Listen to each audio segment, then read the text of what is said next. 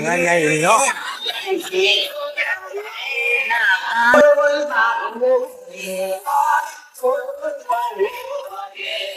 không đâu à hả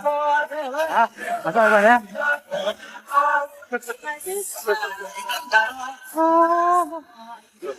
giờ này nó chọc cái gì ngang đó hả cái này sao phải đây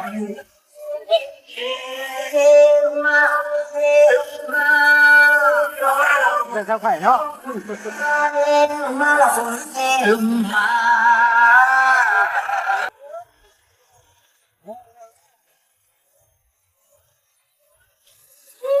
có gì cái này hả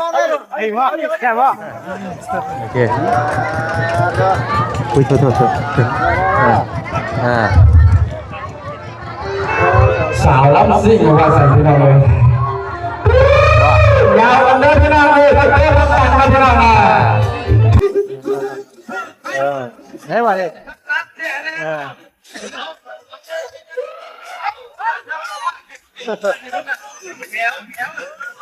tôi thấy về chọn đó rồi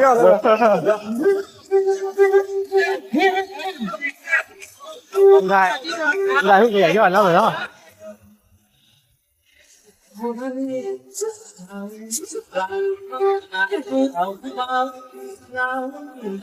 yeah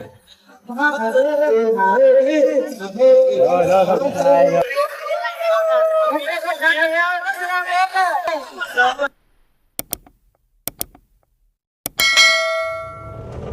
โอ้พี่น้องเอ้ยเนาะพอกันบรรยากาศตอนแรงๆพี่น้องเอ้ยเป็นบัดเป็นไอมันนี่ก็ได้เฮ้ยไม่ว่าจะดีเอาเราไปมาก็ไปกินจะกับมันจะไปมันออกว่าจะดีกันแล้วราศี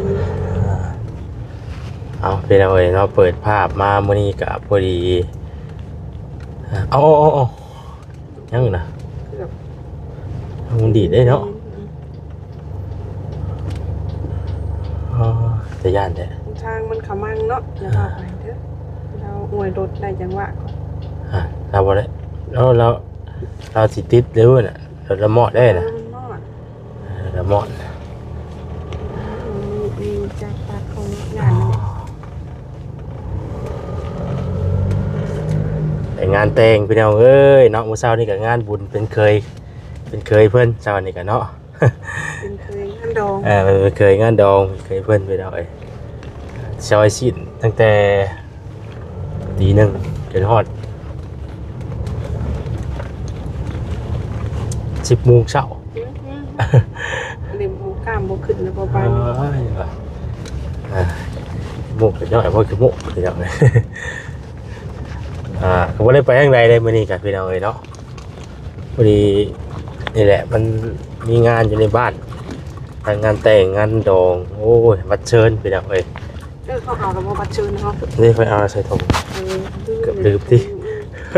สิใส่ถุงพี่น้องเอ้ยเนาะโอ้ยบัดเชิญมื้อนี้พี่น้องเอ้ยบัดเชิญมันสาวสมหวังเด้อพี่น้องเด้อเนาะบัดเชิญสาวสมหวังเป็นคู่เลขเนาะที่แบบว่าเจ้าสาวอายุน้อยฮอดได้พี่น้องใกล้ๆนี่พี่น้องเนาะบ่ได้ไกลปานใดทางออกนี่แหละแต่ละมื้อไปจอดรถอยู่ไสเด้บ้านนี่เนาะมีอยู่บ่ฮะจอดไก่บนเช็ดติ๊กแล้วไปมองข้างบนได้มาได้เลยไก่คือฟังนี่เป็นทางเพิ่นมาแต่ทางนอกพุ่นเขาก็ไปจอดพุ่นติมันนี่เฮาทางไปเห็นบ่เขานี่บ่ได้บ่ไปจอดให้เขามันเป็นลานมันเนาะมันเป็นกระโหลกปกติคือจักจังว่าน่ะ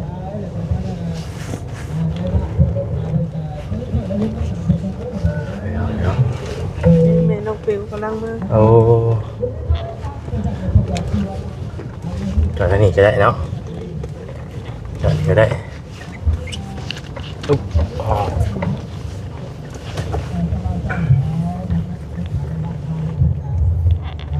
มันบอกให้ทางโค้ง พี่น้องเนาะ เอาสบายดีเด้อพี่น้องเด้อเนาะสบายดีอีกรอบหนึงพี่น้องเอ้ยเนาะพอดีมางานบัสเซิร์นพี่น้องเอ้ยเนาะงานบัสเซิร์นสาวสมหวังรถมา พี่น้องเอ้ยงานบัสเซิร์นสาวสมหวังพี่น้องเอ้ยถือว่าเป็นได้สร้างครอบสร้างครัวแล้วพี่น้องเอ้ยเนาะถือว่ายังก็หักต่างไว้บ่ แม่นไว้ ผมหักต่างไว้กับบ่เป็นหยังพี่น้องเนาะหักเพลงกันคือเก่าเนาะถึงสิต่างไว้ก็ตามพี่น้องเอ้ย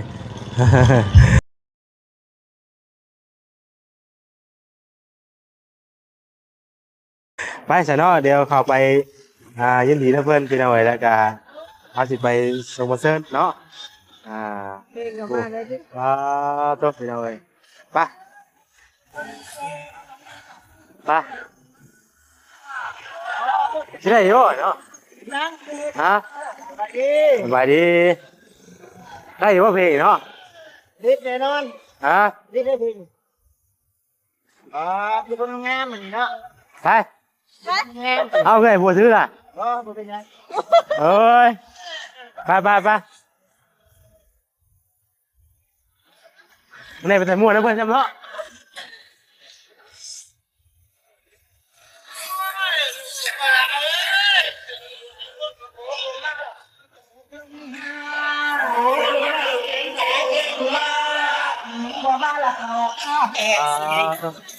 งานไงอยู่นี่เนาะ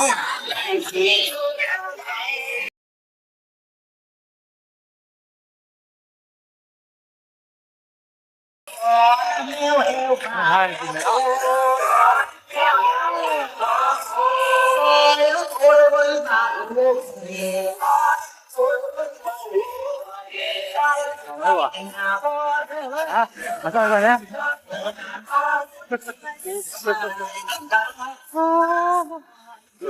เดี๋ยวเนาะกับผู้หญิงงามเนาะผู้หญิงที่ไหนผู้หญิงเท้าไข่ได้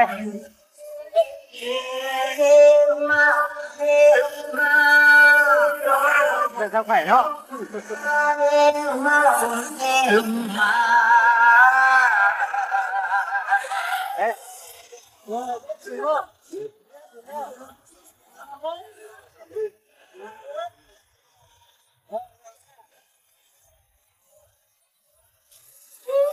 อีกยังไงเองวะแค่วะ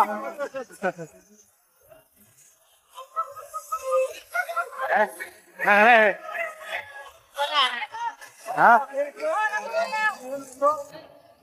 ท่านจะเอาท่านจะ ตัวนี้ได้ป่ะ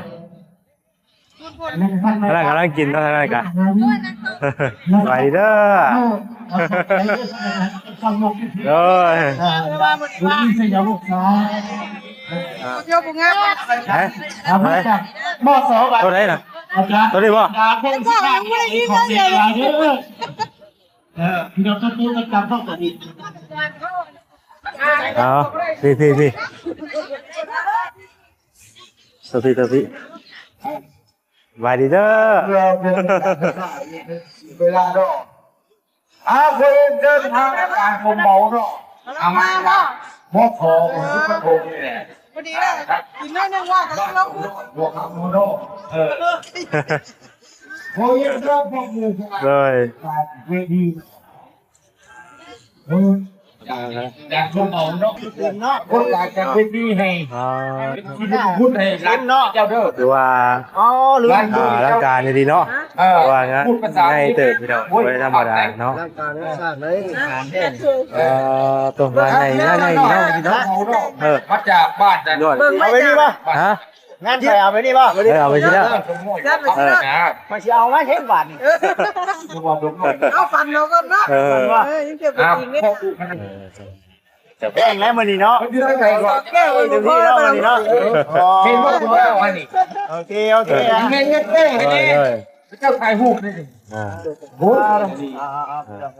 ผู้ใดกายงานกับประมาณนี้พี่น้องเนาะว่ากระเป๋าใหญ่นี่แหละ นี่ธรรมชาติมันนั่งมีคนนั่งกระตินนี่ไปเนาะเด็ด คนธรรมดาเด้อเพิ่นน่ะ ไปหลังไม้อยู่นะมาแซนอยู่ คนธรรมดาเด้อ ถ่ายรอบมันจะว่า เราจะว่าก่อนไอ้วันชิดไปรอบเบิ่งพี่น้องเอ้ย พ่อนั่นก็ได้บอก ไอ้วันชิดเพิ่นไปหารอบเบิ่งเนาะ ก็ไปเป็นไปป้าเลยเสียงกูไป มวนวันเสียนี่ได้คนน้อยผมจัก เป็นอะไร ขาดใจพิษ ของยินเซิน พิษได้เนาะ ในบ้านคำเสียงปัญญามีใช่เสียงปัญญามีใช่ในบ้านเจ้าก็ไหวในบ้านคำเสียงปัญญามีใช่ ทำเสียงก็สู้ไหววะเนาะต้องใจเพื่อนเนาะมาได้กินข้าวเอาไปหน่อยเนาะตอนนี้กำลังกินเด้อพี่น้องเด้อคือท่านกันใช่ป่ะเอาแซ่บเด้อเดี๋ยวมาเลยดิวแล้วจะเศร้าเท่าไหร่3,000ป่ะตอนนี้ก็โซ่เป็นบรรยากาศตอนแรงๆเด้อพี่น้องเด้อทำแล้วไปแล้วไปจีเนาะอาจารย์จีนมณีศรีมหานามและอาจารย์ลินดาทุ่งสุภาและท่านอาจารย์ลำนาจิตติลาบ่เสียนบ้านเฮาตอนนี้เพิ่นกำลัง อาจารย์เด้อ แล้วก็บ่เสียนบ้านเฮา ใช่ อนุญาต บ่ได้ยินอยู่กินนี่ไปได้ไหม โอ้ไปเป็นว่ากันเนาะ คือว่าเนาะบ่ได้ อาจารย์เฮามาจากตำนักเรียนมสบ้านพี่ ดูมือแล้วมื้อนี้เด้อมื้อนี้ดูมือแล้วว่ายอมแล้วบ่สบายเลยบ่สบายชอบบ่เป็น ผู้ว่านเนี่ยบ่นี่ว่ะไปนำกันนะครับรู้เด้อว่าแม่ เป็นเกียรติเป็นสิริมงคลให้แก่ท่านต่อไปภาษาครอบครัวใหม่ได้ก็ดี บ่ได้ทำบ่ได้ออกได้บ่ออกได้ให้พ่อดูทาง เจ้าพ่นบ่เป็นบัดนี้ บ่ข่อยแล้ว ไปเอาไปซื้อไปเอาไปซื้อว่ะ เอาก็เฮ็ดอีก ไปอยู่ บ่ตะกี้เชื่อดีว่าพี่น้องเอ้ย อยู่ตรงบ่ได้ไหน ไปเชื่อว่าเจ้าพ่นบ่เป็นบัดนี้คิดว่าข่อยบ่ได้บัดนี้ข่อยเห็นแล้วได้บอกให้เจ้าเฮ็ดให้เห็นเทื่อนึงเด้ อยู่ตรงบ่ได้ไหนจังหน่อยสิจังหน่อยเพิ่นสิอันว่าแซนฮ้อไว้ได้อ่ะ ท่านเจ้าบ่าว ตัวซะดีว่าดิ เสื้อเรื่องและท่านเจ้าสาวนั่งสมหวังไสยงศ์เนาะ เรียนเชิญเด้อท่านเจ้าบ่าวเจ้าสาว เด้นี่เนาะเจ้า มานั่งฟังเสียงกันนะลำโพงบัดนี้เนาะมาตั้งไว้เพิ่นเลยก็พอบ่ดิ ไสยงศ์ต้องให้พระเดชพี่น้องเราต้องให้พระเดช จังนั้นก็เบิดได้ดิเบิดโอกาสได้นี่เนาะเบิดโอกาสได้โอ้ยสบายดีสวัสดี ประมาณได้1นาทีก็โจอีกขอมาจากท่านอาจารย์ดวงวิไลเคนจักสมน้ำหนักตัวเอง ไอ้ว่าสิไปลี่อยู่ ไปก็ได้เป็น เอาชื่อ แล้วกำลัง ท่านเจ้าภาพประกาศ จัดฮอด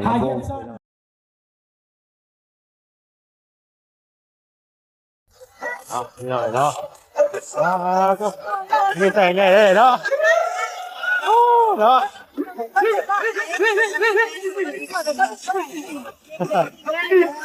ได้ยินเสียงเพลงได้ยินเสียงเพลงอยู่ซึ่งเป็นเนาะ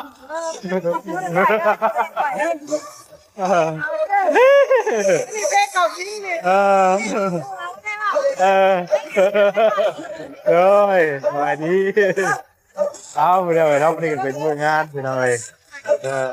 ถ่ายรูปไปวันที่ไปถ่ายรูปเดียวเลย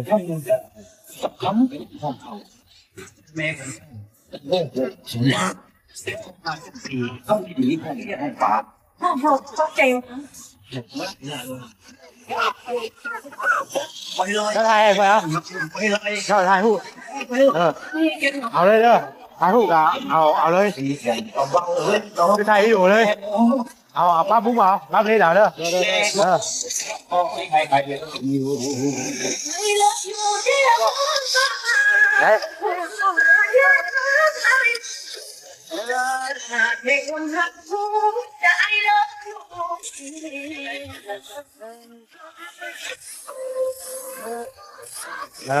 ได้เหรอไม่ได้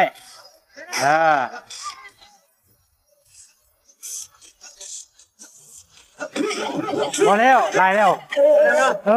ไล่ครับจะถามกันนะ ฮะ ก็ได้นะเพิ่น ได้ไปก่อน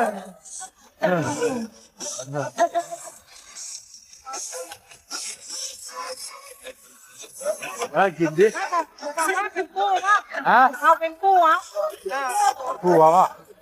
ไปเลย หาหาดูได้เลย ไม่เป็นยืนใกล้เพิ่นอยู่ใต้แต่ต้องตายให้อ๋อ คนนี้นะอะไร เอาบ้านอะไรนะเอเพิ่นจะเพิ่มไปไว้ดู โอเคคุยตัวอ่า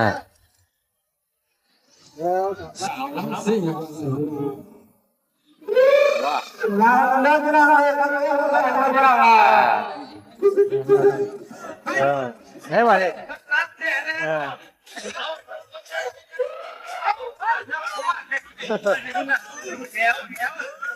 ผู้ชายผู้เกียร์ยอดแล้วเหรอยอดเลย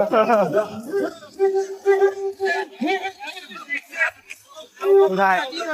ผู้เกียร์ยอดแล้วเหรอ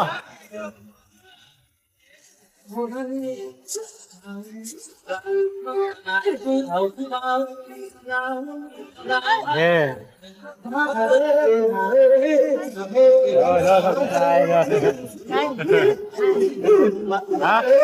น่าสองคน ได้ให้ข่อยน้ำเลยข่อยเด้อ หนึ่งสองเช้า tiếng lấp lộ họ cũng chung ô đứa đơn đất sinh lập หนึ่งสองเช้า yeah เอากล้องไปละกล้องตัวนั้นเนี่ย ฮะ กล้องตัวนี้ไม่ได้วะกล้องตัวนี้ไม่ได้กล้องตัวนี้ไม่ได้นะ ห้องไป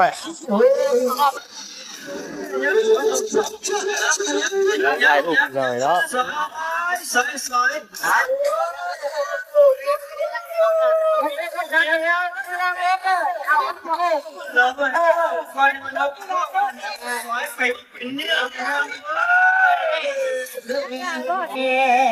ทำมาดิยับไป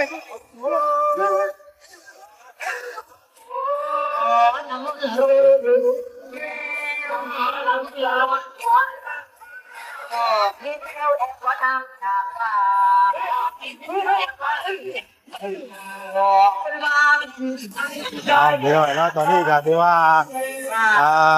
บรรยากาศเริ่มค่ำแล้วพี่น้องเนาะเอาจึงไรก็จะได้ขอตัวเด้อพี่น้องเด้อเนาะ